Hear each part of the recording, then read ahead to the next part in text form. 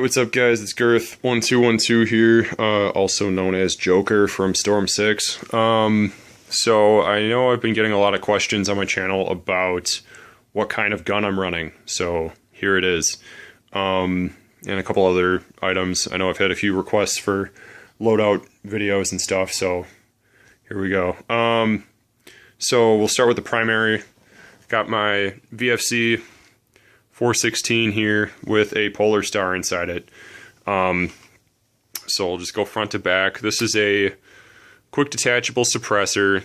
Actually functions as a suppressor. Usually use it for outdoor stuff where I might want to be a little quieter, or at the new indoor field opening up nearby, Airsoft Arena. They do have quite a layout there where running a longer gun with a suppressor is actually feasible. So next, primarily for CQB, I'll run a Surefire flashlight. I don't like pressure pads, so I just stick with the thumb pressure switch, or the button on the back for momentary on. PEC box, mainly just because they look cool. Green laser does function, and I will pretty much only use it to point out where targets are at extreme distance in low light situations, such as when I was at the Operation Lion Claws, Operation Northern Light. I found myself actually pointing out targets quite a bit with that PEC box. Magpul flip-up sights, front and back, and a replica EOTech. I don't know which one it is, 551, 553. I don't really care. It works good. Kill flash to kind of protect the lens on there as well. Sling adapter. It's just some cheap Blackhawk strap with a little loop on it that I picked up for like $8 on Amazon. Works good, holds in place, no problem. So whatever, does what I need it to do. So we'll put that out of the way. Secondary, don't always run a secondary, but when I do, I have the Wii G19 or Glock 19. I'm actually really impressed with this pistol. I've had Wii's in the past that just did not perform good in comparison to KWAs that I've owned, but I'm actually surprised with this. It shoots really nice. Hop up stays set in place, where previous Wii pistols I've had, the hop up would turn itself off after shooting for a while, but this thing holds its zero pretty good. I usually shoot 2 weights across the board for everything, so putting 2 weights through this thing, getting right around 175 to 200 feet of relatively accurate range. So would I actually engage a target at that distance? Probably not, but it's cool that it shoots that far. Next, Headwear. Since you guys probably never see this in my videos, I actually just picked this up recently. This is an actual ops core. I was running a replica for a while, but I have a big head, so I wanted something that actually fits. So I do have the Picatinny mount on here currently, because I have a small pistol flashlight that I will occasionally mount to this if I'm playing somewhere dark and I want light.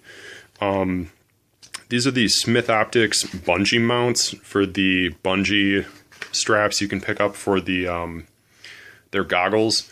I actually use this for my mesh iron face mask. I like being able to rig it onto the helmet instead of having all kinds of straps on my head, so I prefer that. Number tape, self-explanatory. Call sign patch on the back. I picked up some of these war bungees just because they look cool. Contour Roam 1, it's the first generation. I didn't feel like spending a lot of money on the Roam 2, and that is a homemade lens cover that I made. I actually do have some footage that I probably no longer have on my computer that the lens is taking direct hits from BBs, and that has held up just fine. So that is cool. Yes, Ops Core helmets. And if you're looking for a comparison between this and the replicas, if you don't want to spend a ton of money, replicas are just fine. But now that I actually have spent the money and got a real Ops Core, it's like comparing a JG to a Polar Star. There's a huge difference in just fit, comfort, performance. These things are awesome. Haven't gotten to wear it in a game yet, but yeah, nice helmet. All right, and my plate carrier. I run a TMC JPC. I just got my Northern Light patch here. I run a dual mag pouch. I don't know what brand they are. I don't really care. Just some cheap mag pouches I got. I put 220 round speed loaders in here. So I typically will keep those full of BBs, and if I need to top off a mag or two on the fly, I can do so.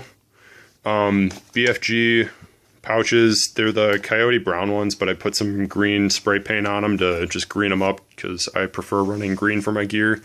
And I run a mix between the Elite Force mid caps and Mag brand mid caps. Personally, I kind of like the Elite Force ones better. I haven't done any maintenance on them whatsoever since I bought them, and they feed amazingly. Mag brand, they're a little more finicky. You gotta clean them and lubricate them on a relatively regular basis to keep them feeding good. And then behind the BFG pouches, these are just some Condor open top M4 mag pouches. Then I have a knockoff of the ITW Fast Mag on the side that I will keep a mag in. I'll typically at larger games run a double Kydex holster for M4 mags on my left hip.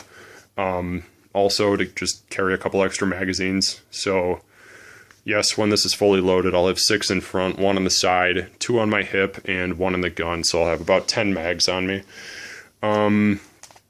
The admin pouch in here, I'll typically just put my keys and wallet and stuff like that in there. On the back, I've got my pack. It's a Pantac.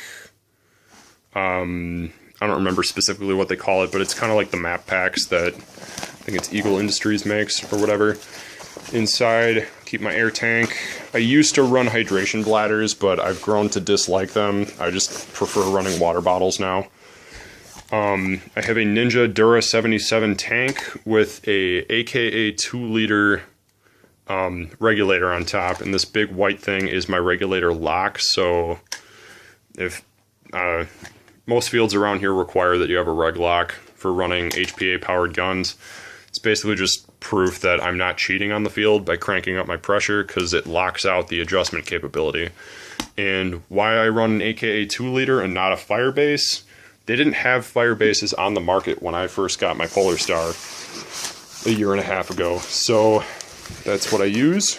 Firebases are much nicer, but I just haven't got around to buying one. And then I do have the red line, flexi line, that I run to connect to my gun. So very nice. Flexi line is amazing. And the guys at Redline are incredible. Awesome customer service. Good guys, good products. So that's pretty much what I run for Airsoft. So hope that was informative for anyone who wanted some information on my loadout.